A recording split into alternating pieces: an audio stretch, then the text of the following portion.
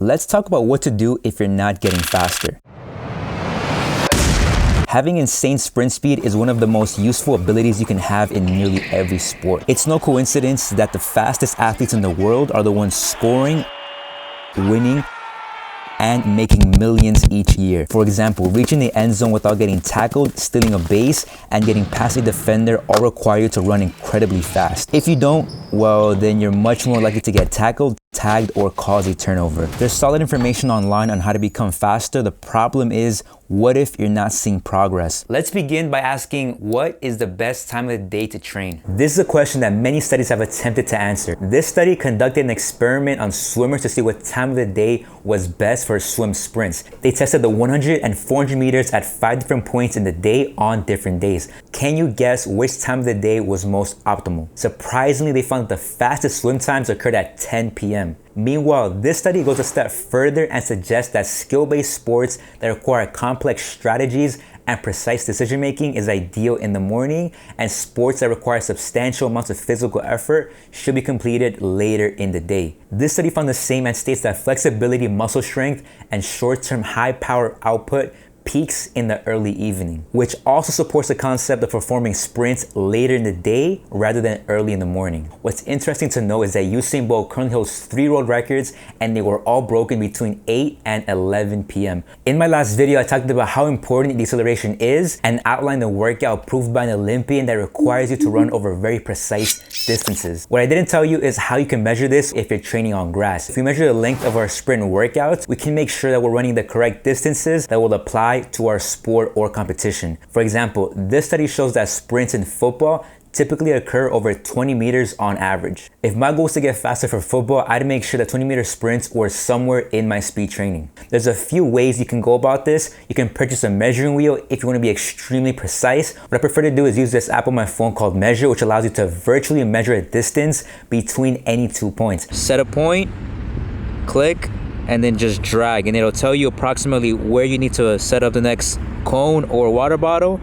And it's pretty accurate. I've tested it out at home. Works pretty good. If you're not seeing progress, it could be time to add resistance training if you haven't already. And if you already have, are you performing resistance training that is scientifically shown to make you faster? For example, this study used 50 high school athletes to test the effectiveness of unresisted and resisted sled pushing over the course of 8 weeks. They found significant improvements in 5 meters to 20 meter sprint times in the group that performed sled pushes and no improvement in the group that did unresisted sprint training. The problem is, not all of us have a sled that we can use to push, which is why I wanted to show you in this video a possible alternative. What we can do instead is use a treadmill that is powered off, get into a forward lean, and push it in order to achieve a similar resistance as pushing a sled. The mechanics on a treadmill won't be exactly the same as running on grass or the track. However, it's a useful alternative if you don't have access to a sled. You're still able to push the ground away with a somewhat horizontal angle at a forward lean. Would you say that you're currently getting enough sleep? In general, the US National Sleep Foundation recommends 7 to 9 hours for young adults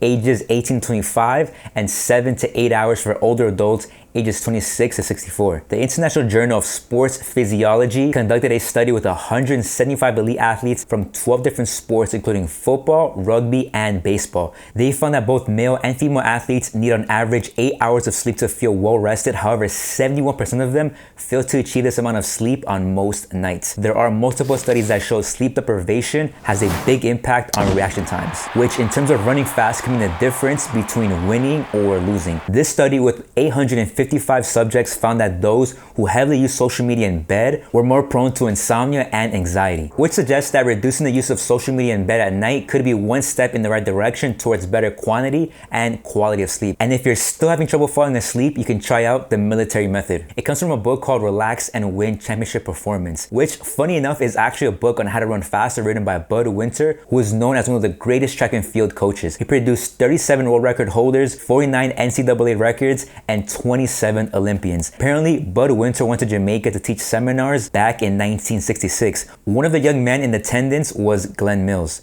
If you're not familiar with that name, Well, that's Usain Bolt's coach. Yep, the one that worked with him when he smashed all those world records. It's reported that he's a big believer in Budweiser's training philosophy, especially in the relaxation techniques.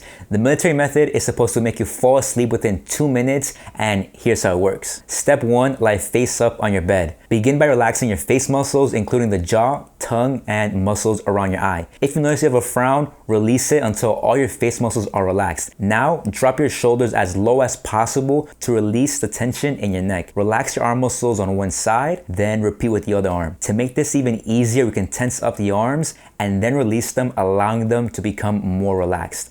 Allow your hands and fingers to also relax. Step 3, breathe in and out while focusing on relaxing your chest. Step 4, relax the muscles in your thighs, followed by your calves, ankles, and feet. Step 5, the hardest step of all, clearing your mind. The author of the book suggests envisioning images that will help you relax, for example, a sunny beach. And if that doesn't work, then he recommends literally saying the words, don't think, don't think, don't think, over and over again in your head. Another factor we want to look at is how much time you're allowing for recovery between workouts. Literature suggests athletes should perform speed sessions on non-consecutive days, meaning they should not be performed back-to-back. According to the National Strength and Conditioning Association, a typical sprint session where intensities are 95 to 100% require 48 to 72 hours of rest. With that being said, recovery will depend on many different stressors present in your life.